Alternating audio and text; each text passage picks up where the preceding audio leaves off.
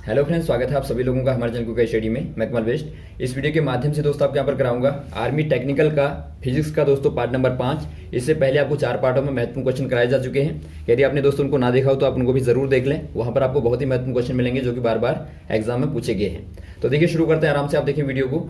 और देखिए दोस्तों, हमारे चैनल को सब्सक्राइब ना किया हो यदि आपने तो जरूर सब्सक्राइब कर लें और बेल आइकन को प्रेस जरूर कर लें ताकि आपको इस प्रकार की वीडियोज लगातार मिलते रहें। तो शुरू करते हैं। देखिए, कॉपी और पेन आप निकाल लेंगे।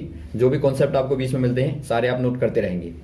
देखिए दोस्तों, पहला क्वेश्चन क्या कहता है, जब कारपेट को छड़ से पीटा जाता है तो सारी धूल झड़ जाती है, इसमें कौन सा सिद्धांत लगता है। अर्थात आपको बताना है which law is involve in act of cleaning a carpet bye beating it with a stick.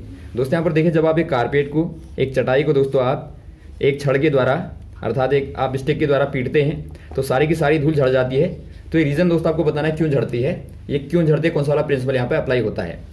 दोस्तों यहाँ पर देखिए, इससे पहले आपको समझना पड़ेगा जड़त्व को। जड़त्व अर्थात एक प्रकार से आप कह सकते हैं इनर्शिया। ये क्या है दोस्तों, ये एक प्रकार से जड़ता का गुण आप कह सकते हैं। इसको प्रत्येक वस्तु में लगता है दोस्तों। ये प्रत्येक जो भी आपकी वस्तु होती है दोस्तों उस पर लगता है। ये दोस्तों क्या करता है, ये अवस्था परिवर्तन का दोस्तों विरोध करता है। अर्थात एक प्रकार से आप कह सकते हैं स्टेट चेंज का अपोज करता है, अर्थात उसका विरोध करता है। तो ये दोस्तों एक प्रकार से जड़त्व का गुण कहलाता है। तो इसको आप कह सकते हैं दोस्तों एक प्रकार से नेचुरल फोर्स जो कि प्रत्येक वस्तु में लगेगा और ये अवस्था का परिवर्तन का विरोध करेगा। तो ये आपको कहाँ दिखता है दोस्तों, जड़त्व का जो नियम है वो आपका फर्स्ट लॉ ऑफ मोशन में दिखता है। मोशन में दिखता है दोस्तों। क्या कहता है, प्रथम लॉ क्या कहता है दोस्तों कि प्रत्येक वस्तु गतिमान अवस्था में रहेगी या फिर विराम अवस्था में रहेगी जब तक उस पर कोई बाह्य बल ना लगाया जाए। तो ऐसा क्यों होता है, केवल दोस्तों आपका जड़त्व के गुण के कारण ही होता है। तो ये दोस्तों आपका जड़त्व का गुण दिखाता है। अब यहाँ पर देखिए दोस्तों, यहाँ पर कैसे होता है अप्लाई, जब आप कारपेट में मारते हैं, माना धूल के कण यहाँ पे हैं, ये दोस्तों आपके विराम में है। अब जब आप कारपेट में मारेंगे दोस्तों तो कारपेट गतिमान हो जाएगा, लेकिन जो धूल के कण हैं वो अपने जड़ता के कारण दोस्तों अर्थात जड़त्व के कारण विराम रहेंगे और ये नीचे गिर जाएंगे। तो ये प्रिंसिपल यहाँ पर आपका वर्क करता है। और ये दोस्तों आपका अन्य जगह भी लगता है, जैसे कि आप देखते हैं गाड़ी में जब आप बैठे रहते हैं, ये क्वेश्चन भी बार बार आता है। जब गाड़ी दोस्तों अचानक से ब्रेक लगाती है, स्टॉप हो जाती है, तो वहाँ पर आप आगे की ओर झुक जाते हैं। और वैसे आप मान लीजिए गाड़ी रुकी है और अचानक गाड़ी चलती है तो आप देखते हैं कि आपको पीछे को धक्का लगता है, अर्थात आप पीछे की ओर मुड़ जाते हो। तो ये दोनों गुण भी दोस्तों आपके जड़त्व के गुण के कारण होते हैं। तो ये भी पूछे जाते हैं, इनको भी आप याद रखेंगे। इसका रीजन केवल आपको ये देखना है कि जो वाला दोस्तों आपका भाग गतिमान है, अचानक यदि आपको रोक दिया जाए वो तो रुक जाएगा, लेकिन जो आपका ऊपर वाला भाग है वो आपका गति में रहेगा। तो आपको झुकना होगा या फिर पीछे को जाना होगा, इसी पर डिपेंड करता है। अगला क्वेश्चन देखिए दोस्तों, which of the following is good conductor of electricity. अर्थात आपको बताना है निम्न में कौन अच्छा चालक है, विद्युत का अच्छा चालक है। ये दोस्तों कांच होगा या मानव शरीर होगा या इबोनाइट होगा या चपड़ा होगा। ये दोस्तों यहाँ पर हो जाएगा ह्यूमन बॉडी। लेकिन दोस्तों यदि आपको मेटल के आधार पर पूछा जाए, मेटल अर्थात दोस्तों धातुओं के आधार पर पूछा जाए, तो आप जानते हैं मैक्सिमम जो आपके मेटल होते हैं वो दोस्तों क्या होते हैं, कंडक्टर होते हैं। बट यदि आपको पूछा जाए कि सर्वाधिक जो होता है, जो गुड कंडक्टर होता है, वो कौन सा वाला होता है दोस्तों, तो वहां पर आप क्या कहेंगे, पहला आपका सिल्वर होता है, मेनली जो ज्यादा कंडक्टर होता है। उसके बाद दोस्तों आपका होता है एल्यूमिनियम, याद रखेंगे आप, एल्यूमिनियम होता है दोस्तों Al। उसके बाद में होता है कॉपर। ये आपके मैक्सिमम इनमें पूछा जाता है, तो यहाँ पर आप ध्यान देंगे एल्यूमिनियम को दोस्तों आपको पहले रखना है। लेकिन इस्तेमाल जो होता है दोस्तों, यदि आपको पूछा जाए किसका इस्तेमाल ज्यादा होता है, अर्थात जो आपका सर्वाधिक यूज्ड कंडक्टर होता है वो दोस्तों होता है कॉपर। कॉपर क्यों होता है, क्योंकि ये दोस्तों सस्ता होता है, लो कॉस्ट का होता है, तो इसीलिए इसका ज्यादा इस्तेमाल किया जाता है। और एल्यूमिनियम का दोस्तों बहुत कम किया जाता है, जो कि आपका आप देखेंगे लंबी वायरों में इसका इस्तेमाल होता है, क्योंकि इसका भी दोस्तों इसके कंपेरिजन में ज्यादा कॉस्ट होता है। तो यहाँ पर आप देखते हैं ज्यादातर दोस्तों कॉपर बाइंडिंग ही आपको दिखती है वायर की भी। अगला क्वेश्चन देखिए दोस्तों, विच one of the following has maximum energy. अर्थात आपको बताना है निम्न में किसके पास सर्वाधिक ऊर्जा होगी, येलो प्रकाश, येलो लाइट या रेड लाइट अर्थात लाल प्रकाश, या वॉलेट लाइट अर्थात बैंगनी प्रकाश, या ग्रीन लाइट अर्थात हरा प्रकाश। दोस्तों यहाँ पर देखिए, यदि आप प्रकाश की बात करें तो इसके लिए दोस्तों आपको समझना पड़ेगा लो फ्रीक्वेंसी दोस्तों तो आपकी होती है लो एनर्जी, और हाई फ्रीक्वेंसी तो दोस्तों आपकी होगी हाई एनर्जी। अर्थात लो फ्रीक्वेंसी कहने का मतलब है दोस्तों आपका लॉन्गर वेवलेंथ, अर्थात दोस्तों जो तरंग दैर्ध्य होगी वो क्या होगी, लॉन्गर होगी, अर्थात दीर्घ होगी दोस्तों, बड़ी होगी, दीर्घ होगी। और जबकि लो फ्रीक्वेंसी मतलब आपका कम आवृत्ति मतलब दोस्तों जो आवृत्ति है, फ्रीक्वेंसी आवृत्ति है, तो लो फ्रीक्वेंसी होगी तो वहाँ पर तरंग दैर्ध्य अर्थात जो वेवलेंथ है वो ज़्यादा होगी। और वैसे आपका हाई फ्रीक्वेंसी होगी दोस्तों, अर्थात ज़्यादा आवृत्ति होगी, तो वहाँ पर जो वेवलेंथ होगी दोस्तों वो लो होगी, अर्थात आप कहेंगे शॉर्ट होगी, शॉर्टेस्ट वेवलेंथ। तो यहाँ पर देखिए इस प्रॉपर्टी के आधार पर आप इनका चयन करेंगे, जो आपका हायर ऊर्जा और लो ऊर्जा वाला है, दोनों में से आपको जो भी पता होगा उसके आधार पर आप बता देंगे। तो यहाँ पर देखिए जो आपको यहाँ पर प्रकाश दिया है दोस्तों, उनमें से जो वॉयलेट होता है, वॉयलेट क्या होता है दोस्तों, सर्वाधिक वेवलेंथ वाला होता है। तो सर्वाधिक वेवलेंथ वाला होगा तो इसकी दोस्तों कम से कम फ्रीक्वेंसी होगी, अर्थात लो फ्रीक्वेंसी होगी दोस्तों, तो लो एनर्जी होगी। और यदि आप रेड को देखते हैं तो इनमें दोस्तों रेड जो होता है श्वेत प्रकाश में 7 रंगों में, वो दोस्तों आपका सर्वाधिक मैक्सिमम फ्रीक्वेंसी रखता है, अर्थात लो दोस्तों वेवलेंथ होती है। तो यहाँ से दोस्तों आप कह देंगे कि इसकी हायर एनर्जी होती है। तो यहाँ पर ऑप्शन नंबर आपका दोस्तों रेड वाला हो जाएगा, लाल वाला। और जो भी पूछे जाए आप इसी के आधार पर आराम से बता देंगे। अगला क्वेश्चन देखिए दोस्तों, red light is used as danger signal because it, अर्थात लाल प्रकाश का प्रयोग खतरे के संकेत के लिए किया जाता है क्योंकि। दोस्तों यहाँ पर देखिए जो लाल प्रकाश होता है उसमें हमने आपको क्या बताया, जो रेड कलर होता है दोस्तों उसकी क्या होती है, हायर, एक प्रकार से दोस्तों हाई फ्रीक्वेंसी होती है, अर्थात दोस्तों लो वेवलेंथ होती है, अर्थात लो कहें या फिर आप शॉर्ट कहें, शॉर्टेस्ट वेवलेंथ होती है, अर्थात दोस्तों एक प्रकार से तरंग दैर्ध्य जो है वो दोस्तों कम से कम होती है। तो कम से कम होने के कारण दोस्तों ये क्या करेगा, ये कम से कम क्या होगा दोस्तों, फैलेगा, अर्थात जो स्कैटरिंग होगी दोस्तों वो क्या होगी, मिनिमम हो जाएगी औरों की तुलना में। यहाँ पर आप देखते हैं दोस्तों जो आपका वॉयलेट है उसकी मैक्सिमम वेवलेंथ होगी तो ज़्यादा फैलेगा, वो ज़्यादा स्कैटर होगा, उसका प्रकीर्णन ज़्यादा होगा। और जो आपकी रेड है दोस्तों उसका प्रकीर्णन कम होगा ड्यू टू शॉर्टेस्ट वेवलेंथ, या फिर आप कह सकते हैं हाई फ्रीक्वेंसी। तो यहाँ पर इसीलिए दोस्तों रेड का इस्तेमाल किया जाता है क्योंकि कम से कम दोस्तों इसका प्रकीर्णन होता है, अर्थात फैलता है। तो ऑप्शन नंबर आपका यहाँ पर हो जाएगा डी वाला, इज स्कैटर्ड लीस्ट।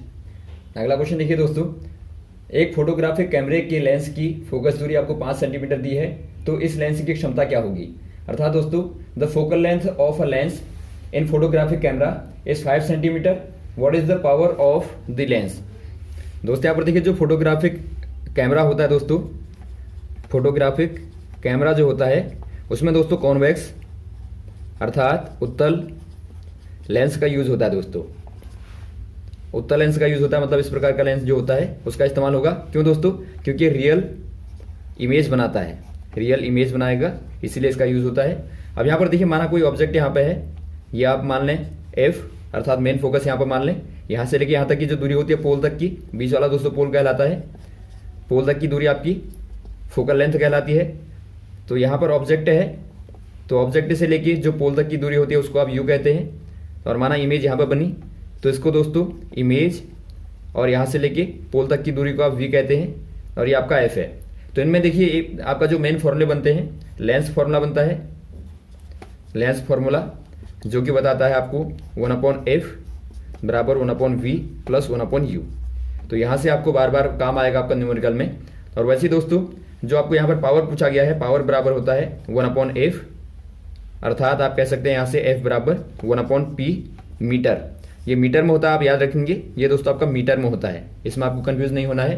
तो यहाँ पर देखिए आपको दिया क्या है दोस्तों, यहाँ पर आपको f बराबर दिया 5 सेंटीमीटर। तो पहला काम आप करेंगे, इसको मीटर में कन्वर्ट करेंगे, तभी दोस्तों आपको पावर जो है वो आपकी डायऑप्टर में मिलेगी।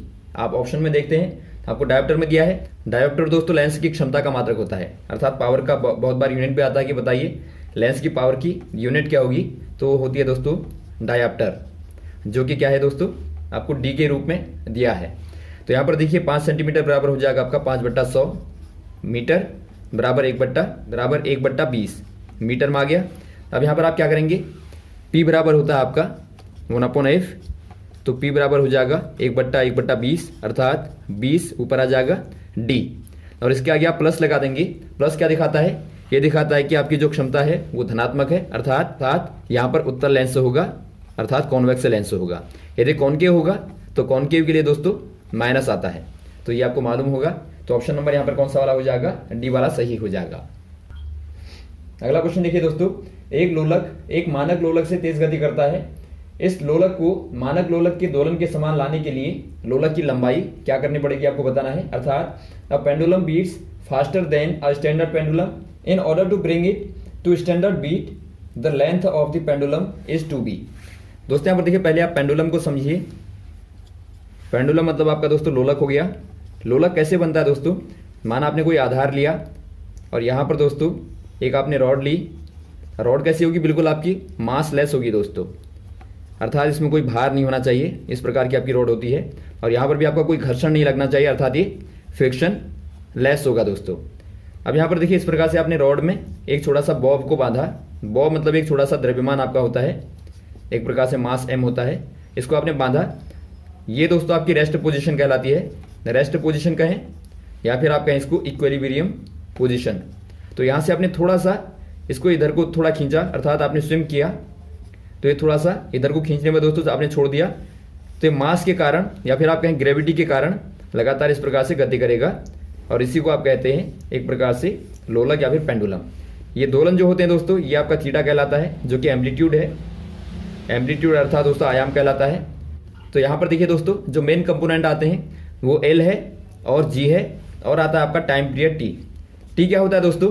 टी आवर्तकाल कहलाता है या फिर आप कहें पीरियड कहलाता है, जो कि यहाँ से लेके यहाँ तक और यहाँ से लेके यहाँ तक का टाइम बताता है। अर्थात आपने देखा होगा वेव को इस प्रकार से चलता है, सिंपल हार्मोनिक मोशन जो होता है।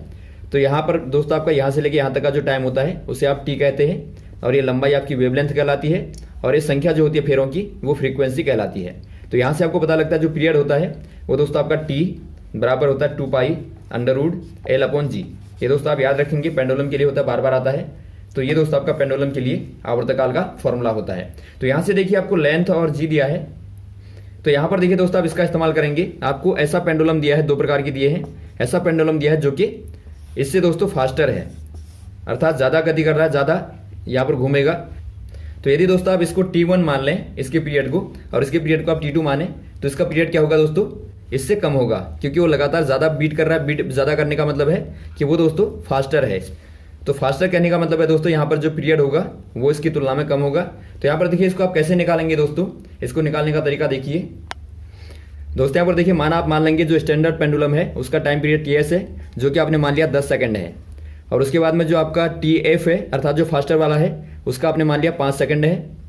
और यहाँ पर देखिए जो लेंथ आप मान लें दोस्तों, जो स्टैंडर्ड वाली है उस लेंथ को आप 10 सेंटीमीटर मान लें।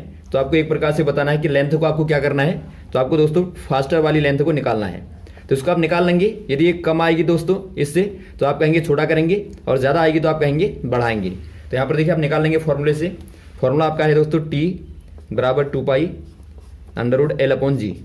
तो इसमें आप यदि रखेंगे दोस्तों, एक को आप T1 मान लें, एक को आप T2 मान लें, L1 और L2 कर देंगे, तो आपको मिलेगा L2 अपॉन जी। देखिए दोस्तों आपका जी का मान बराबर होगा वही होगा, क्योंकि जो ग्रेविटी है वो आपकी सेम रहेगी। तो यहाँ पर देखिए आपका यदि आप T1 अपॉन T2 कर दें तो क्या मिलेगा आपको दोस्तों? यहाँ से आपको मिलेगा under root L1 upon L2, और यदि आप बाहर से स्क्वायर कर दें तो यहाँ भी आपको स्क्वायर करना पड़ेगा। तो इससे दोस्तों आपको मिलेगा L1 अपॉन L2। तो यहाँ से आपको क्या मिला दोस्तों? T1 अपॉन T2 का स्क्वायर बराबर L1 अपॉन L2। अब यहाँ पर आप मान रख देंगे, T1 अपॉन T2 क्या हो जाएगा? 10/5 का स्क्वायर बराबर L1 अपॉन L2 क्या हो जाएगा दोस्तों? 10/10 LF कर देंगे, आप फास्टर कर देंगे। तो यहाँ से देखिए आप मान को निकालेंगे, सॉल्व करेंगे, तो क्या मिलेगा आपको? यहाँ पर आपको देखिए 10/5 बराबर 2 हो जाएगा, 2 का वर्ग करेंगे तो 4 मिलेगा आपको। तो 4 बराबर 10/LF आ गया। तो LF बराबर हो जाएगा दोस्तों 10/4 अर्थात 2.5 सेंटीमीटर। तो यहाँ पर आप देखते हैं दोस्तों, जो LS था वो आपका था 10 सेंटीमीटर। तो इससे आपको क्लियर पता लगता है कि आपको लंबाई को पहले की तुलना में कम करना पड़ेगा, अर्थात आपको रिड्यूस करना पड़ेगा। तो यहाँ पर ऑप्शन नंबर आपको रिड्यूस वाला दिया है, तो उसमें आप टिक कर देंगे ऑप्शन नंबर सी वाला। और यहाँ पर देखिए दोस्तों, जो पेंडुलम होता है वो मास पर डिपेंड नहीं करता, तो बॉब के मास से उसको कोई मतलब नहीं होता, तो ये आप ध्यान देंगे।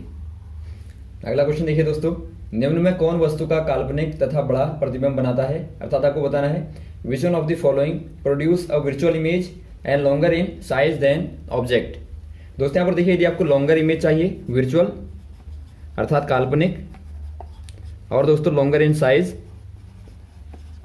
तो इसके लिए आपको अर्थात वस्तु से बड़ी आपको चाहिए, तो उसके लिए दोस्तों आपके 2 आते हैं। एक आपका आता है उत्तल लेंस, और एक आपका आता है दोस्तों अवतल दर्पण, अर्थात ये आपका कॉन्वेक्स लेंस हो गया, और ये दोस्तों आपका कॉनकेव मिरर हो गया। अब यहाँ पर देखिए दोनों की यदि आप बात करें दोस्तों कौन सी वाली कंडीशन में होता है, इनके अलग अलग केस होते हैं। तो उनमें एक केस होता है दोस्तों उत्तल का, जब आप उत्तल लेंस को लेते हैं, ये पोल हो गया और यहाँ पर आपका मान लीजिए आपका मेन फोकस है। तो जब आप मेन फोकस और पोल के बीच में दोस्तों वस्तु को रखते हैं बहुत छोटी फोकल लेंथ पे यहाँ पर, तो तब देखिए तो एक रेज आपकी यहाँ पर इस प्रकार से जाएगी, दूसरी आपने इस प्रकार से डाली, तो आप आगे को देखते हैं कहीं पर नहीं मिलेगा। तो आपको तब क्या करना पड़ता है दोस्तों, ऐसे केस में पीछे को लाना पड़ता है और पीछे जाके ये कहीं पर मिलते हैं। तो यहाँ पर मिलेगा दोस्तों, तो यहाँ पर मिलेगा तो कैसा मिलेगा, हमेशा ही दोस्तों आभासी मिलेगा, अर्थात वर्चुअल मिलेगा। और आप देखते हैं वस्तु आपकी छोटी थी लेकिन आपको इमेज दोस्तों बड़ी मिलती है। तो ये कंडीशन आपकी उत्तल में होती है। और यदि आप दोस्तों अवतल दर्पण में देखें तो दर्पण मतलब आपका एक तरफ से पॉलिश होगा, इस प्रकार से होता है, पॉलिश होता है। यहाँ पर देखिए दोस्तों एक केस होता है जब आप सी अर्थात दोस्तों जो आपका सेंटर ऑफ क्या होता है, कर्वेचर होता है, अर्थात आप कह सकते हैं वक्रता दोस्तों केंद्र होता है वहाँ और पोल के बीच में कहीं पर वस्तु को रखते हैं। यहाँ पर मान लीजिए आपने रखा है, तो यहाँ पर क्या होता है दोस्तों, जो आपने एक रेस को डाला तो क्या होगा, जो समांतर वाली होती है दोस्तों आपके मेन फोकस से होते हुए जाती है, यहाँ से आएगी, और यदि आपने मेन फोकस से डाली तो वो समांतर हो जाएगी। तो यहाँ पर देखिए दोस्तों आपको जो इमेज मिलेगी वो कटिंग पॉइंट पर मिलती है। तो यहाँ पर दोनों कट करेंगे तो यहाँ पर आपको इमेज मिलेगी। अब आप देखते हैं जो ऑब्जेक्ट था वो छोटा था लेकिन जो आपको इमेज मिली वो बड़ी मिलती है। तो ये दो केस यहाँ पर आपके होते हैं। तो आप कह देंगे बी और सी दोनों हो जाएंगे दोस्तों कॉन्वेक्स और कॉनकेव मिरर। तो ऑप्शन नंबर आपका डी वाला सही हो जाएगा। तो यहाँ तक आप क्वेश्चन को कीजिए दोस्तों। इसके बाद में आपके नेक्स्ट वाले पार्ट में आपको बचे हुए क्वेश्चनों को लगातार कराते रहेंगे, यूं ही हमारे साथ भी बने रहेगा। Okay, thanks. जय हिंद, जय भारत।